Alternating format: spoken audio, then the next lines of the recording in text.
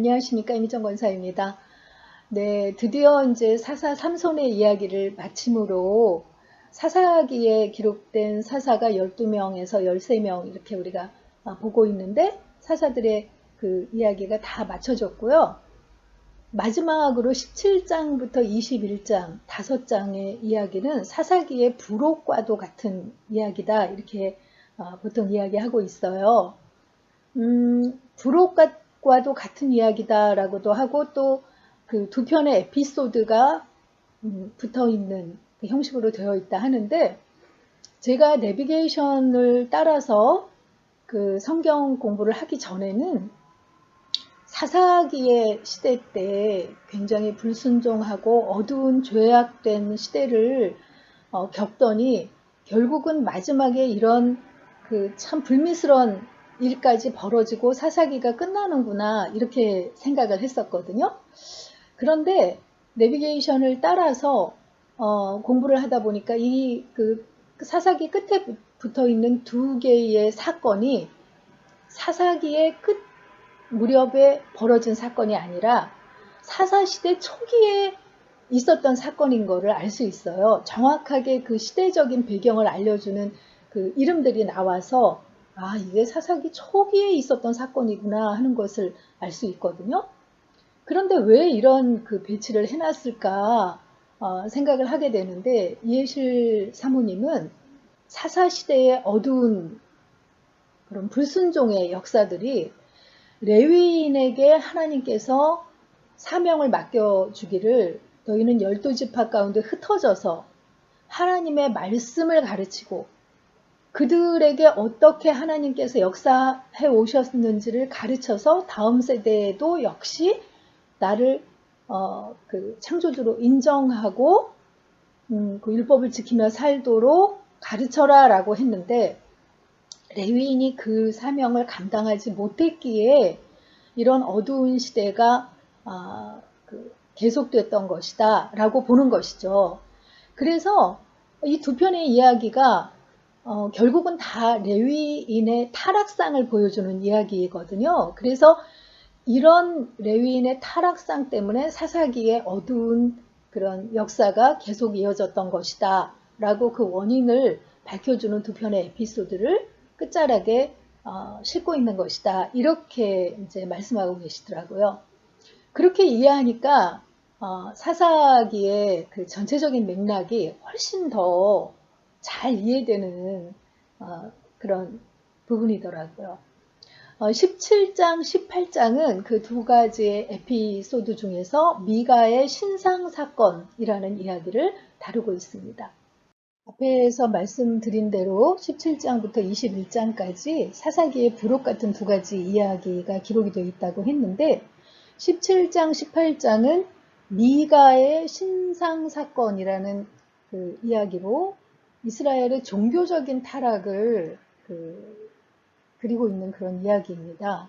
그리고 이어지는 19장부터 21장은 레위인 첩사건에서 레위인이 처벌된다는 사건 자체도 벌써 풍기는 뉘앙스가 도덕적으로 타락한 거를 느낄 수 있잖아요. 그래서 이스라엘의 도덕적인 타락, 특히 레위인들의 도덕적인 타락을 그리고 있는 이야기다 라고 할 수 있겠습니다.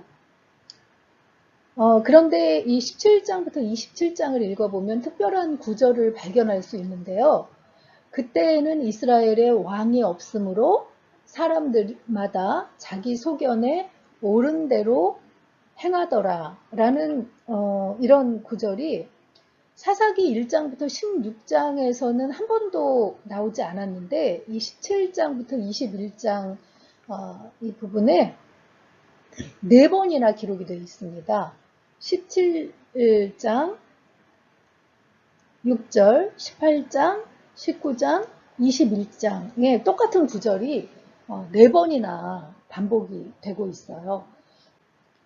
이거는 사사기를 기록한 저자가 의도적으로 뭔가를 말하려고 한 것을 우리가 느낄 수 있죠. 그 왕이 없었다는 사실을 강조하는 이유는 무엇일까요? 왕정시대가 아니었기 때문에 그 사사시대에 왕이 없는 건 당연한 건데 굳이 이것을 반복해서 이야기하고 있는 이유는 하나님이 이스라엘의 유일하신 왕인데 하나님을 왕으로 섬기지 않은 시대였기 때문에 그 사람마다 자기 소견에 옳은 대로 행했다라는 것을 이제 반복해서 말하고 있는 것이라는 것을 알 수 있습니다. 하나님을 왕으로 섬기는 것이 땅에 떨어졌기 때문에 사람마다 자기 소견에 옳은 대로 행해서 이런 그 비극적인 일들이 펼쳐졌다는 것을 말하고 있는 것이죠.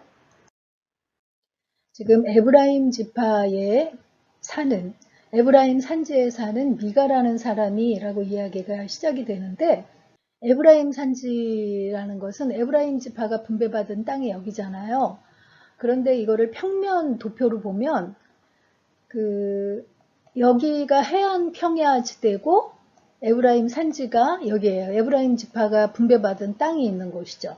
근데 입체지도로 보면 이스라엘의 땅이 지중해 연안의 해변 지역은 이렇게 평평한 평지를 이루고 있어요. 그래서 해안 평야지대인 거죠. 그리고 서에서 동으로 갈수록 이렇게 산지가 높아져요.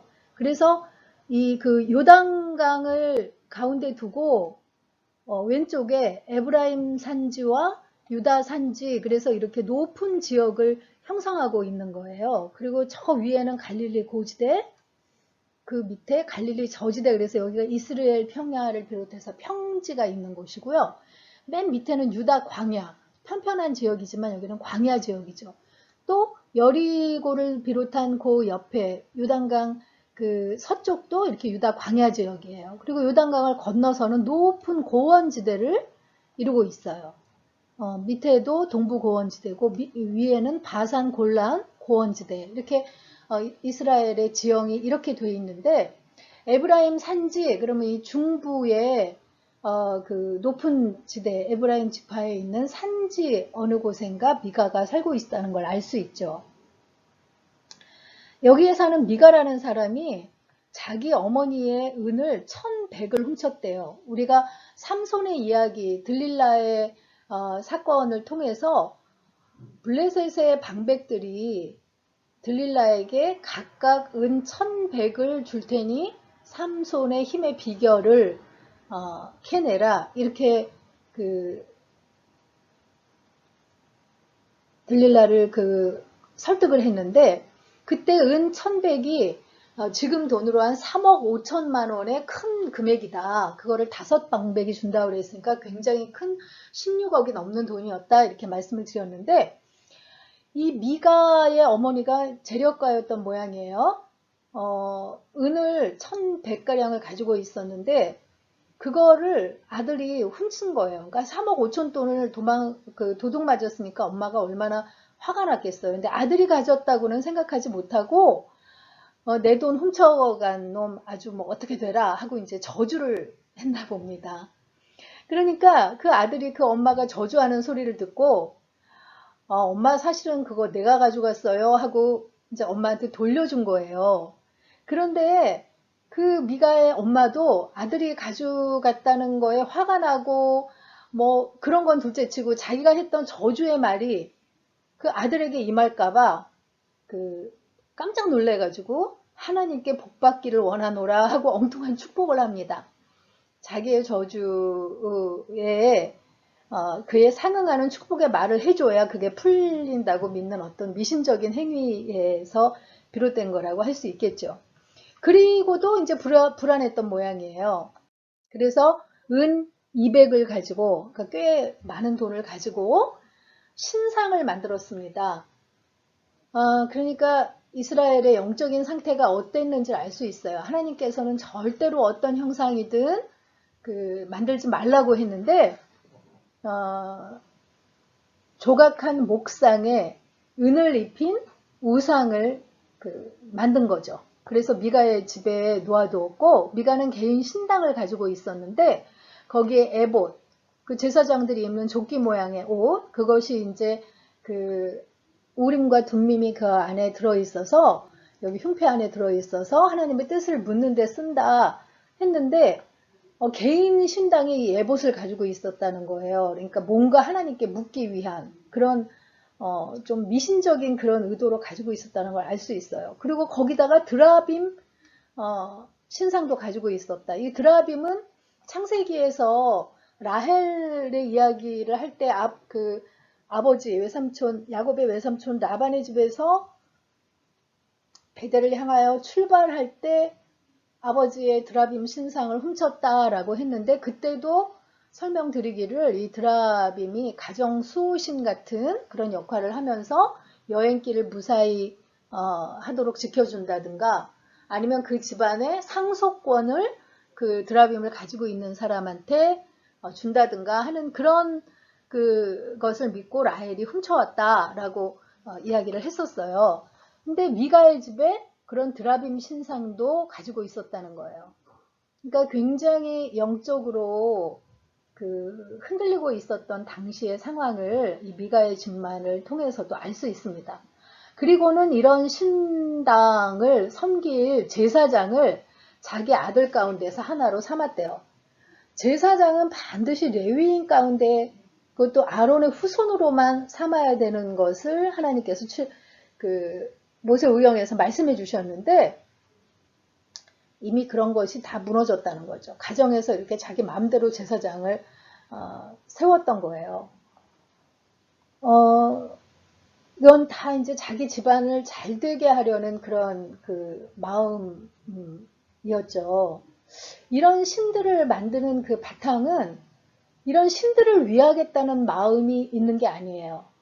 내가 잘 되고 우리 자손들이 잘 되고 우리 집안이 번성하기 위해서 이 신을 통해서 복을 받으려는 그런 생각으로 이 신들을 만드는 것이죠. 그러니까 우상을 섬기는 것이 그런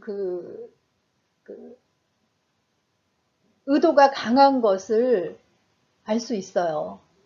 그래서 이렇게 아주 우상 숭배를 아주 본격적으로 하고 있는 미가의 집을 볼 수 있는데, 이때도 이제 그때에는 이스라엘의 왕이 없으므로 사람마다 자기 소견에 옳은 대로 행하였더라라고 기록하고 있는데, 하나님을 온전히 섬기는 마음이 아니었기 때문에 이 하나님을 섬길 때 쓰는 에봇까지도 이런 혼합주의 미신의 한 가지로 이렇게 사용하면서 각기 자기 마음에 옳은 대로 행하고 있었다는 걸 알 수 있어요.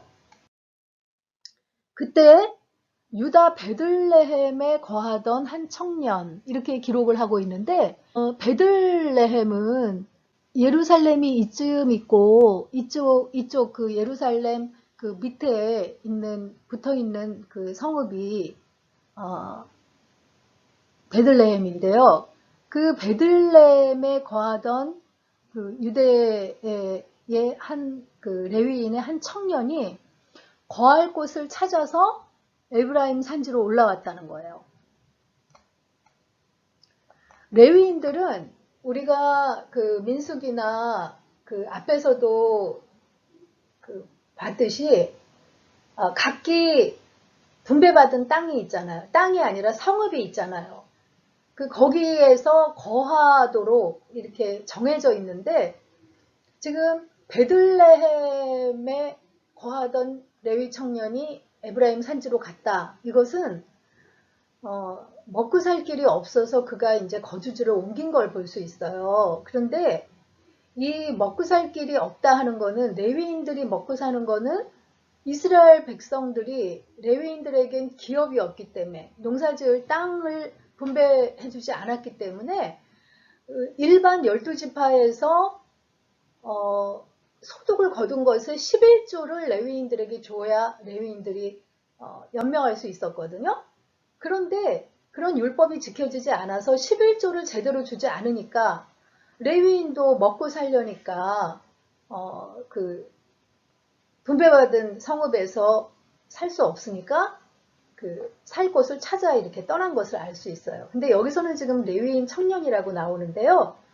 우리가 다음 18장에서 이 레위의 청년이 모세의 손자, 모세의 아들이 게르솜하고 엘리에셀이었잖아요. 근데 그 큰아들 게르솜의 아들 중에서 요나단이라는 아들이 있는데 바로 그 요나단을 말하고 있는 것을 우리 18장에서 분명하게 기록한 것을 보게 됩니다. 모세의 손자기 때문에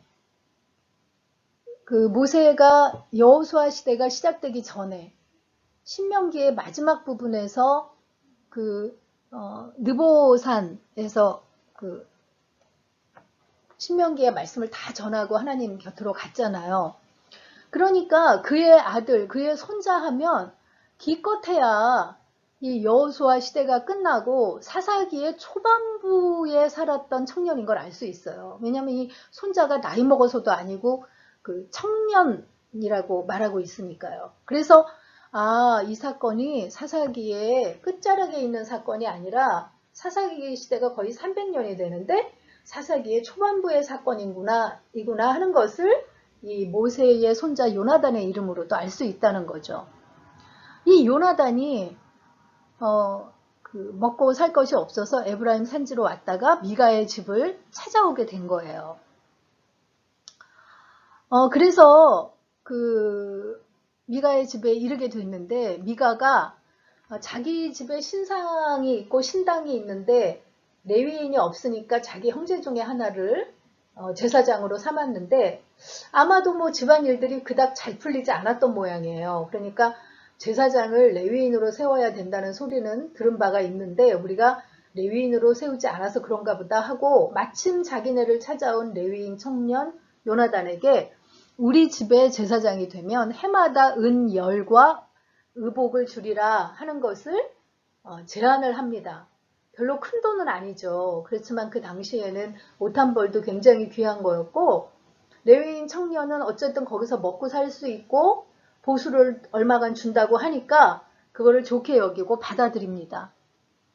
그러니까 미가가 속으로 어떻게 생각하냐면 레위인이 내 제사장이 됐으니까 하나님께서 복을 주시리라 이렇게 생각한다는 것을 기록하고 있어요. 하나님을 전적으로 믿는 게 아니라 우상도 믿고 하나님도 믿고 하는 벌써 혼합주의 그런 신앙의 형태를 보이고 있는 것을 볼 수 있습니다. 이제 이 미가의 신상 이야기는 18장으로 이어질 텐데요. 우선 17장에서 묵상 포인트를 잡아본 것은 지금 하나님을 기뻐하고 높여드리는 신앙생활을 하고 있는지 아니면 내가 원하는 것을 얻기 위한 신앙생활을 하고 있는지 돌아봅시다 하는 것입니다. 우리가 하나님을 섬긴다는 것은 우리의 기복을 원하는 그런 우상숭배와는 다른 차원이잖아요. 우리가 복받는 것은 하나님을 사랑하고 섬기는 것에 대한 자연스러운 결과로 하나님이 주시는 거지 복받기 위해서 하나님을 섬기는 건 아닌데 가만히 보면 신앙생활하는 많은 기독교인들 가운데도 내가 원하는 것을 얻기 위해서 신앙생활을 열심히 하는 경우가 자주 있는 것을 보게 되거든요. 그래서 스스로 나는 어떤 모습으로 정말 하나님을 기뻐하고 높여드리기 위해 크리스찬으로 살아가고 있는 것인지 그렇지 않은지 한번 돌이켜보는 시간을 가지셨으면 좋겠습니다. 17장 읽고 마치도록 하겠습니다.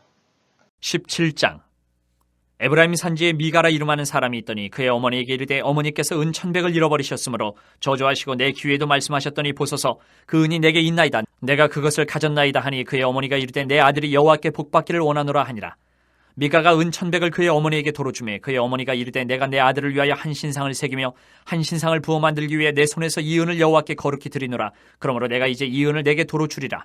미가가 그 은을 그의 어머니에게 도로 주었으므로 어머니가 그 은 200을 가져다 은 장색에게 주어 한 신상을 새기고 한 신상을 부어 만들었더니 그 신상이 미가의 집에 있더라. 그 사람 미가에게 신당이 있으므로 그가 에봇과 드라빔을 만들고 한 아들을 세워 그의 제사장으로 삼았더라.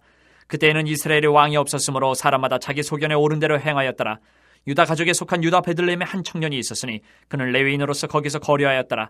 그 사람이 거주할 곳을 찾고자 하여 그 성읍 유다 베들레헴을 떠나가다가 에브라임 산지로 가서 미가의 집에 이르매 미가가 그에게 묻되 너는 어디서부터 오느냐 하니 그가 이르되 나는 유다 베들레헴의 레위인으로서 거류할 곳을 찾으러 가노라 하는지라. 미가가 그에게 이르되 내가 나와 함께 거주하며 나를 위하여 아버지와 제사장이 되라. 내가 해마다 은 10과 의복 한 벌과 먹을 것을 주리라 하므로 그 레위인이 들어갔더라.